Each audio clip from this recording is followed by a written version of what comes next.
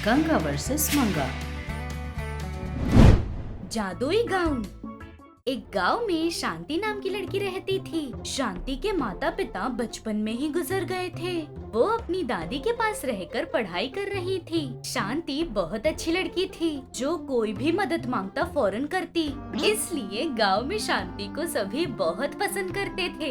एक दिन शांति कॉलेज जाकर घर लौटकर आ रही थी कि धीरे से बारिश शुरू हो जाती है। उस बारिश को देखकर अरे बारिश हो रही है, अब कैसे? जिस रास्ते से जाती थी उस रास्ते से जाऊंगी तो भीग जाऊंगी मैं। बारिश भी जोरदार होने वाली है। ये करूं, मैं जंगल के रास्ते से जाती हूँ, घर जल्दी पहुँच जाऊंगी। ऐसे बोलकर हर दिन का रास्ता छोड़कर जंगल के रास्ते से जा रही थी वो एक घना जंगल था। उस घने जंगल के रास्ते से शांति 2-3 बार अपनी दादी के साथ जा चुकी है। अभी उसी रास्ते से जा रही थी। ऐसे जाते जाते शांति को वो जंगल बहुत पसंद आता है। पक्षी का उड़ना, खरगोश का भागते हुए जाना देख रही थी। ऐसे बिना कोई डर के जा रही शांति को अचानक से किसी के चीखने की आवाजें आती है। बचाओ बचाओ! ऐसे चीखने की आवाज सुनाई देते ही शांति बहुत ज्यादा डर जाती है। डरते डरते उस जगह पर धीरे से जा रही थी। ऐसे उसके थोड़ी दूर जाने पर कोई तो एक पेड़ के नीचे मंत्र पढ़ते हुए एक लड़के को पेड़ पर लटकाते हुए उसके सर के नीचे एक बड़ा सा खड्डा भी था। क्या रे, मंत्र जाप करती हूँ इसलिए मुझे इस राज्य से बाहर निकाल देगा? अब देख रे तेरे साथ क्या हो रहा है। अभी मेरे पास की इस मंत्र छड़ी से तेरे पैरों पर बांधी रस्सी तोड़ूंगी और तब तू इस खड्डे के अंदर सर के बल गिरकर सर फूटकर मर जाएगा। नहीं, जाने दो, छोड़ दो मुझे। अरे हाँ, इसमें छोड़ दूंगी ना। ऐसे जोर से हंस रही थी। उस मंत्र वाली की बात पेड़ के पीछे से सुन रही शांति, बेचारा, इसे ये राक्षसी मार देगी शायद। उसे कैसे भी बचाना है, कैसे बचाऊं, क्या करूं? ऐसे वो सोच रही थी। ऐसे सोच रही थी कि शांति को एक आइडिया आता है। तुरंत एक एक कदम चलते हुए उस मंत्र पढ़ रही स्त्री के पास जाकर उससे मंत्र छड़ी छीनकर उसे उस खड्डे में ढकेल देती है। वो स्त्री खड्डे में गिरकर, ए, कौन है तू? मुझे खड्डे में ढकेल देगी? तेरा अंत देखूंगी। मेरा अंत देखने के लिए पहले तुम्हें इस खड्डे से बाहर आना होगा। वो तो होगा नहीं, इसलिए उसमें ही रहो। ऐसे लटक रहे आदमी के पास देखकर अब इसे नीचे कैसे उतारूं? हाँ, डंडी से उतारती हूँ। ऐसे बोलकर उस मंत्र डंडी को उसकी तरफ दिखाते हुए उनकी रस्सियाँ खुलकर मेरे सामने सलामत खड़े रहे, ऐसे कहती है। उसके ऐसे कहते ही वो लड़का शांति के सामने प्रकट हो जाता है। आप जो कोई भी है, आपका शुक्रिया, मेरी जान बचा लिया आपने। मैं बगल के ही गांव में जमींदार का बेटा हूँ। मेरा नाम है सूरज। अच्छा, ओ चलो चले, यहाँ इतनी देर रुकना अच्छा नहीं। ऐसे बोलकर दोनों तुरंत तेजी से चल रहे थे। ऐसे डरते डरते जंगल पार कर लेते हैं। सूरज शांति को देखते हुए, बिना किसी जान पहचान के मुझे बचाया, मतलब जिंदगी भर मेरे साथ रहेंगी तो मुझे कितने अच्छे से देखेंगी। अगर आपकी मर्जी हो तो क्या मैं आपसे शादी कर सकता हूँ? ऐसे कहता है। वो बात सुनते ही शांति शर्माते हुए, ये क्या अचानक? जिंदगी में अच्छे फैसले अक्सर जल्दबाजी में ही लिए जाते हैं।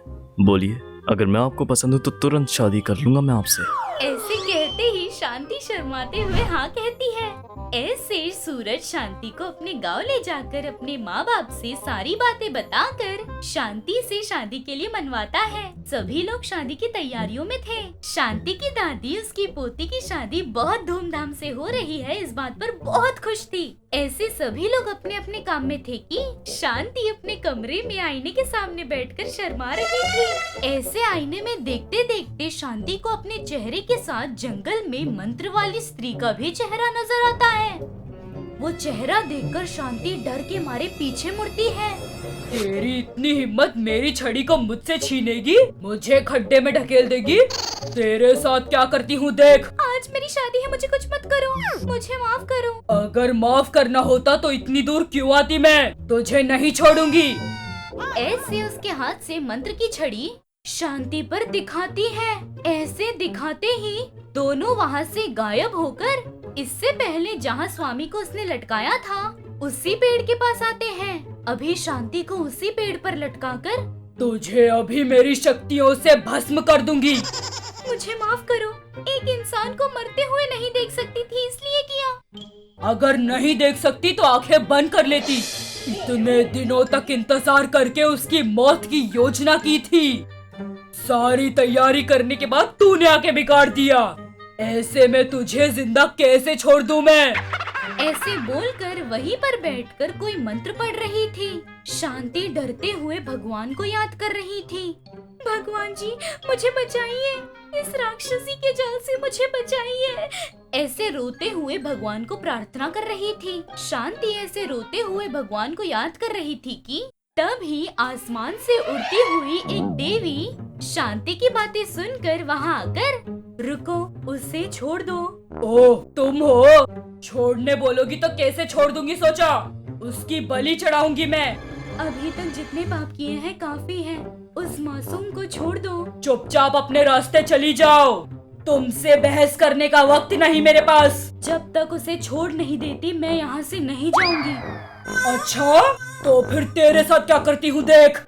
ऐसे अपने हाथ में मंत्र छड़ी से देवकन्या को मारती है। देवकन्या बहुत दूर जाकर गिरती है। कैसा लगा मेरे मंत्र छड़ी की मार? ऐसे बोल रही थी कि देवकन्या गुस्से से उठकर उस मंत्र छड़ी के पास देखकर अपनी शक्तियों से उस मंत्र डंडी की तरफ शक्तियाँ फेंकती है।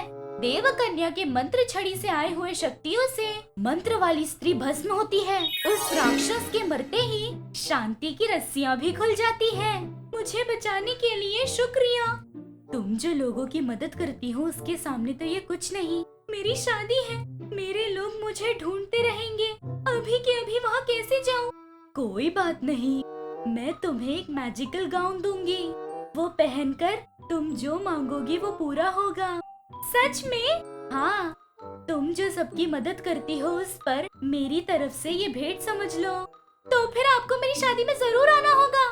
मैं अभी काम से जा रही हूँ, नहीं होगा। लो ये गाउन पहनकर आंखें बंद करके मुझे घर होना चाहिए ऐसे कहो, तुम तुरंत घर पर पहुँच जाओगी। गाउन देकर गायब होती है। शांति वो गाउन पहनकर देवकन्या के बोलने के अनुसार मन में मुझे घर होना चाहिए ऐसे कहती है। आंखें खोलकर देखते ही घर पर आईने के सामने बैठी थी। ऐसे शांति उस राक्षसी के जाल से बाहर आती है। सूरज से शादी करती है। शादी होने के 2 दिन बाद शादी के दिन क्या होता है सब कुछ सूरज को विस्तार में बताती है।